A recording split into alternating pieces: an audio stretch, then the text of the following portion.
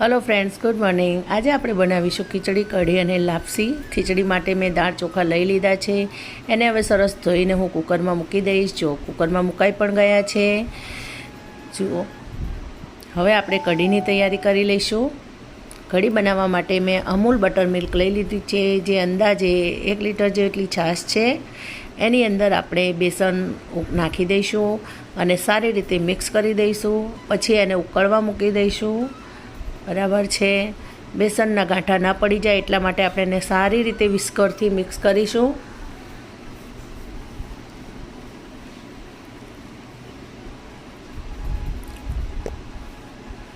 કઢીને ઉકળવા મૂકીએ ત્યારે એની અંદર જ આપણે લીલા મરચાં અને મીઠા લીમડાના પાન નાખી દઈશું।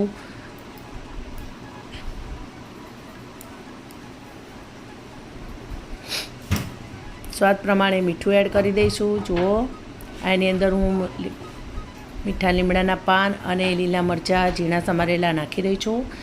એ ઉકળશે એટલે કઢીમાં જે તીખાશ આવવાની હશે એ આવી જ જશે નેચરલી।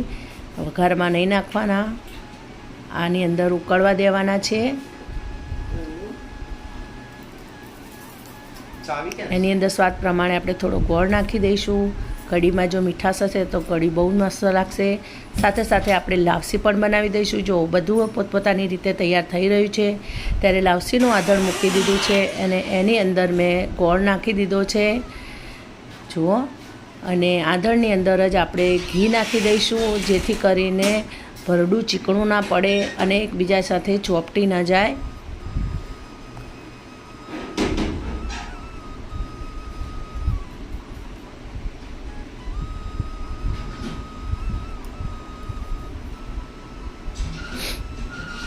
આ બાજુ મેં 1 થી સવા વાટકી જેટલું ભરડું લઈ લીધું છે અને એની અંદર હવે આપણે ઘીનું મોયણ નાખી દઈશું અને એને સારી રીતે મિક્સ કરીને મસળી દઈશું। મોયણવાળું ભરડું કરવાથી લાપસી એકદમ છૂટી અને સરસ બને છે, ચીકણી બનતી નથી, ખાવામાં બહુ જ મજા પડે છે। અત્યારે ઠંડુ ઠંડુ વાતાવરણ છે તો ખીચડી કઢી અને લાપસી બનાવી અને ખાઈએ તો ખરેખર ખૂબ જ મજા પડી જાય। તમે પણ ચોક્કસથી બનાવજો। જુઓ, આ રીતે સરસ લાપસી બનાવી દેવાની છે। આપણે પહેલાં સરસ વેલણથી જ આપણે આ રીતે હલાવી દેવાની છે, જેથી કરીને લાપસી કશા ચીપકે નહીં।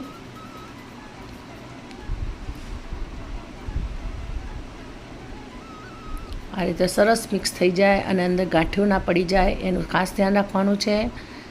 અને પછી એને ધીમા તાપે શાંતિથી ચડવા દેવાની છે।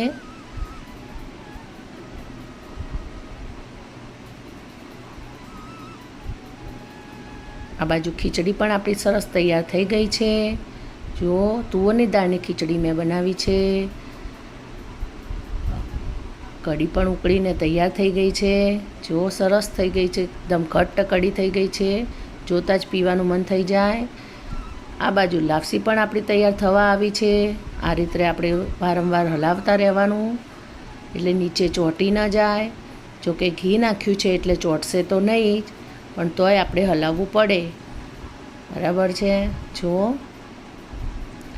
હવે આપણે લાપસી નીચેથી ન દાજે એના માટે આપણે શું કરીશું કે લાપસીને ગેસ ઉપર એક તવી મૂકીશું અને ડાયરેક્ટ ગેસની ફ્લેમના સંપર્કમાં નહીં આવવા દઈએ। જો પહેલાં આ રીતે તવી મૂકી દેવાની, તવીને ફાસ્ટ ફ્લેમથી થોડી ગરમ કરી દેવાની એટલે લાપસી ઠણકી પણ ન જાય।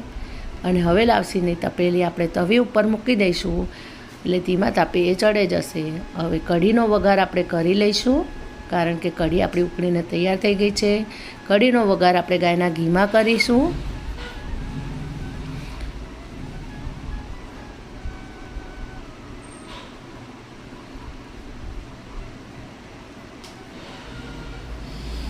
ઘી આપણું તૈયાર થઈ ગયું છે। હવે આપણે એની અંદર લવિંગ નાખીશું। જો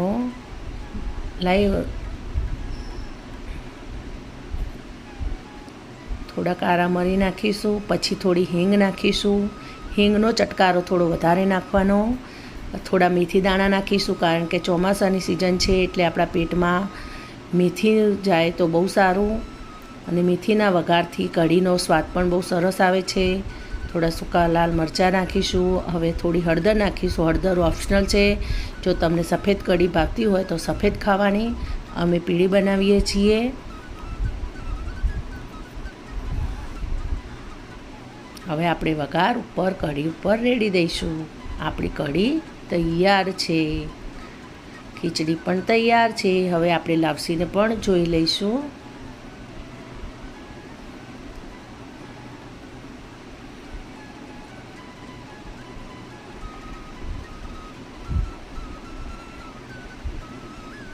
આપણી લાપસી પણ તૈયાર થઈ ગઈ છે. સરસ.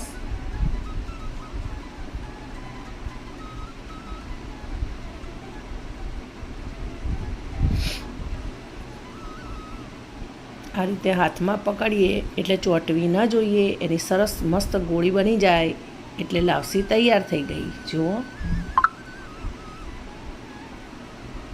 ખીચડી, કઢી, લાપસી, ભાખરી અને જોડે કેળનું અથાણું. મજા પડી ગઈ છે અમને તો. તમે પણ બનાવજો અને આનંદ કરજો. આવજો. જય શ્રી કૃષ્ણ.